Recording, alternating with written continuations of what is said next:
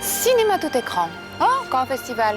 Ben dis donc, après Cannes, Locarno, Avoria, pour se lancer dans pareille entreprise, faut quand même avoir au moins le début d'une idée. Eh bien, c'est pas seulement le début d'une idée qu'ils ont ici. C'est bien mieux que ça. Et quelle idée ils ont eue, là, les petits malins, ces obsédés du cinéma? Eh bien, ouvrez bien les yeux sur ce qui va suivre. Et pour continuer à faire des découvertes, il faudra venir du 23 au 27 août, ici, au Grutli, mais aussi dans différentes salles de la ville. Allez, on y va pour une petite projection privée.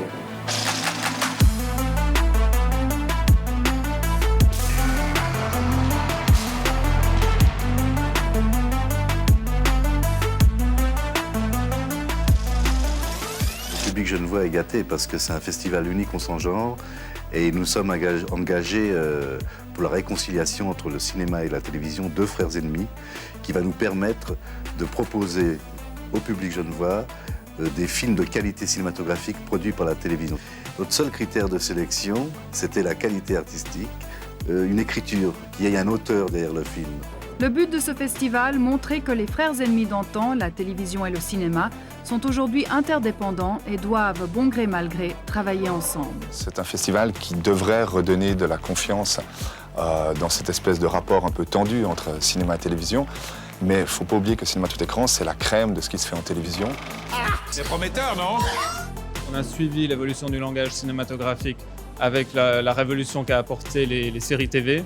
Et maintenant, on est en train d'assister en fait, à une nouvelle révolution avec les nouveaux écrans de la fiction. Donc c'est ça que nous essayons d'explorer, en fait, c'est de toujours être à l'avant-garde et de découvrir en fait, les tendances émergentes de l'audiovisuel. Alors, je sais pas si tu es au courant, mais c'est illégal de jouer au poker. Mais on sait bien que c'est illégal, mais qu'est-ce qu'on risque? La radio-télévision suisse soutient ce festival depuis de très très nombreuses années. Les programmes qui sont produits ou coproduits par la radio-télévision suisse sont considérés comme éligibles, on va dire, dans toutes les catégories. On peut y découvrir toutes les dernières nouveautés en matière de web-séries, de web-films, de projets multimédia, donc c'est hyper important pour moi d'y être. Le public pourra venir découvrir et visionner des films de manière active. Et tout ça, cette année, sera gratuit. C'était une volonté par rapport à notre style de festival. On n'est pas un festival de films traditionnel. A priori, quand on va chercher des œuvres sur le net ou regarder des séries à la télévision, on ne paye pas. On s'est dit, voilà l'occasion de pouvoir inviter tous les publics de tous ces formats au festival.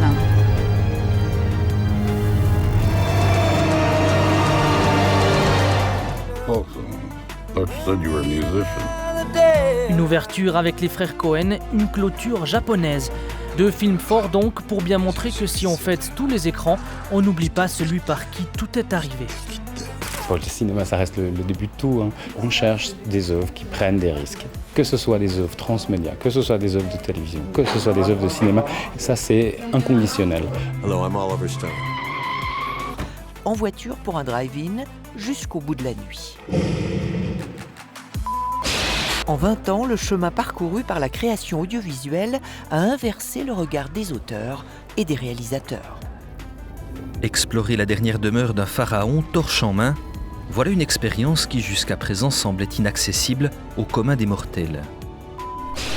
Les responsables du festival Tous Écrans sont ravis. Ils vont pouvoir projeter cette année des films en relief inédits. C'est une très bonne idée.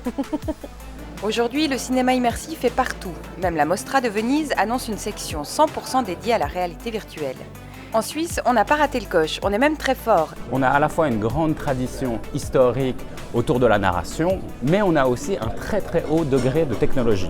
En Suisse, on a la chance d'avoir d'excellentes écoles, on a la chance d'avoir d'excellentes formations. Il y a un essor de ce point de vue et c'est important de continuer dans cet élan-là.